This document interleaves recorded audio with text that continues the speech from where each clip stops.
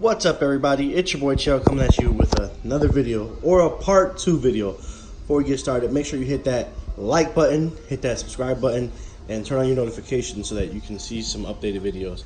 So this is part 2 of the Rivo versus the new K Cafe. I just got this K Cafe in Friday, so I had a couple days to test it versus the old big bulky Rivo Keurig machine. So far, my review of this is, well, first of all, let's get into what it has. So what it does have, it has your 6 ounce, 8 ounce, 10 ounce, 12 ounce shot, which is new. Keurig brewing start system, strong button, coffee button, and latte and cappuccino power auto off, which means if you leave it on too much, it shuts off by itself if you just forget to turn it off. Descale, which I'm not really sure what that means, and add water. So it has that. This is the bin it comes with. It's a pretty big bin. I believe it's 70 ounces. I'm not too sure on that. Something like that, but it's there. Got a nice little drip pan. Drip pan holds a good amount too. Already overdid it a couple times. And then it has your cold cap, cappuccino and latte button. And this is the frother. I just used it and cleaned it out. So very different.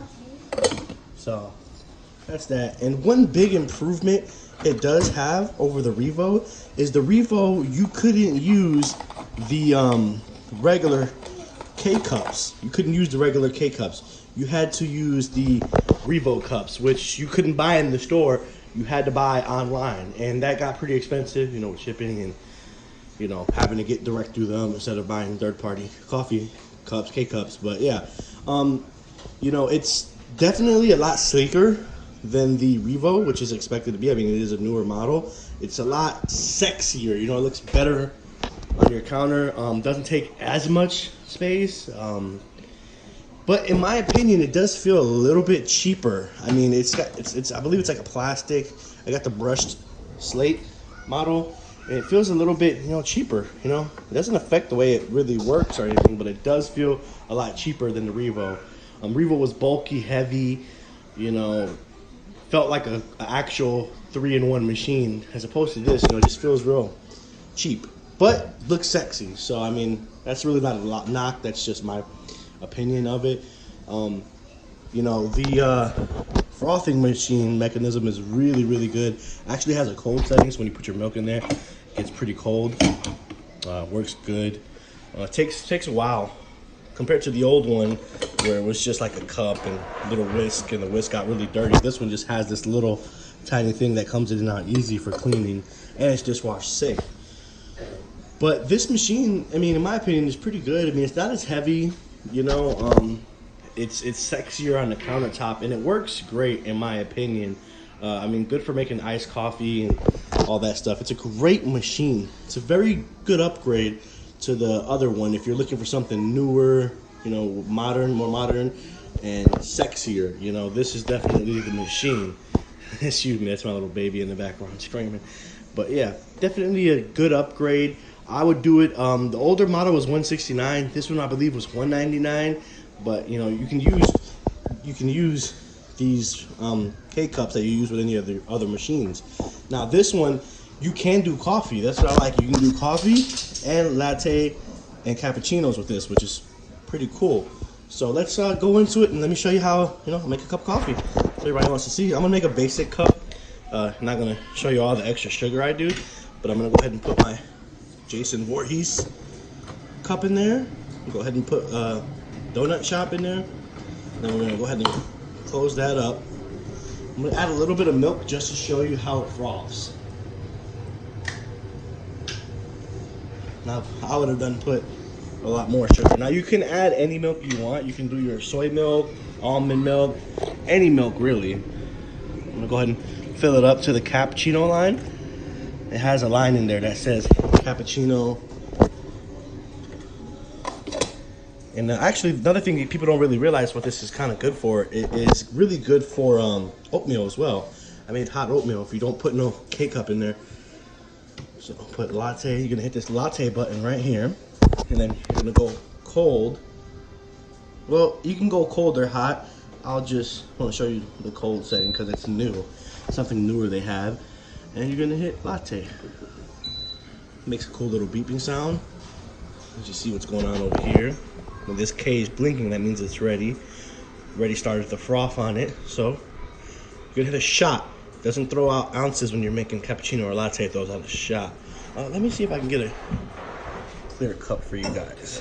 That way you can kind of see what's going on. So let me remove Jason. I'll get this clear cup so you can kind of see what's going on. So we're gonna go ahead and hit that K button. Hopefully my aim is right. Hit that K button.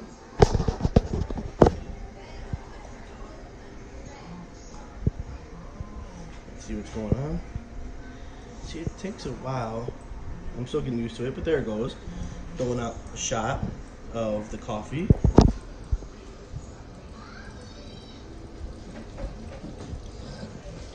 And it's frothing over here. Check out what it's doing when it's frothing. And this thing is getting cold, very cold. Frothing takes about 2 minutes, about a minute or so. But this is obviously not going to be, you know, a lot. I'm still new to making all this stuff myself. So it looks like it brewed about, I don't know, I'm going to read this little. We're about an ounce or so of coffee. Almost 4 ounces of coffee. And then this is still brewing. Or, excuse me, frothing. But look at that. I mean, it looks sexy, you know, on your countertop. It looks really good. It looks really nice. In my opinion, definitely worth the upgrade. The other one was a little bit more bulkier, more industrial looking. And this just looks sexy. Like I said, it kind of feels cheap, plasticky, like you're gonna break it. Especially this. Feels really flimsy, but definitely worth the upgrade. So we got done frothing here. We're just about done. Look at that. And I love this frother compared to the other frother. Nice and cold. I love how they have that cold feature. Shoots out straight cold. And look at that. It's so creamy. So creamy. Look at that. Look at that. So creamy. Froths it really good compared to the last year's model. Look at that. And you throw some caramel on that.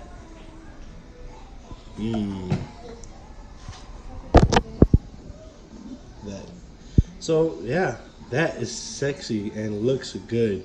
You know, it's definitely warm. If you wanted to throw some ice in there to make it cold, yeah. I was just trying to show you the cold feature. This thing is still cold to the touch. And simply to wash it is simple, you know, compared to the other one you had to take the whisk out and all that stuff. You just go ahead and rinse it under some water. You know, that piece doesn't come flying out.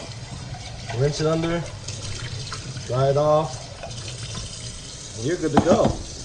Obviously, you know, you can take this little whisk out easy, just kind of get in there and pull it out, and look at that. Easy clean, easy cleaning, compared to last year's model where you did the whisk.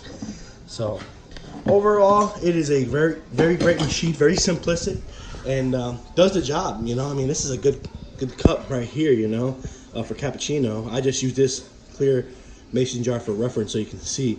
I mean, froth's really good. You know, I would have thrown some sugar in there and all that stuff, but you know, it's a very good machine. It has very multifunctional use, and it just looks better on the counter than that other bulky machine. So that is my review. I've been using it for 2 days, and it's amazing. You know, haven't bumped into any snags, and it is just overall a good machine. So if you're looking for an upgrade from the Rivo Keurig, this is the one. This is the upgrade. Really can't complain about anything. So if you're new to the channel, make sure you hit that like button, sub to the channel, and let me know what you think of my video. Thank you. Peace out.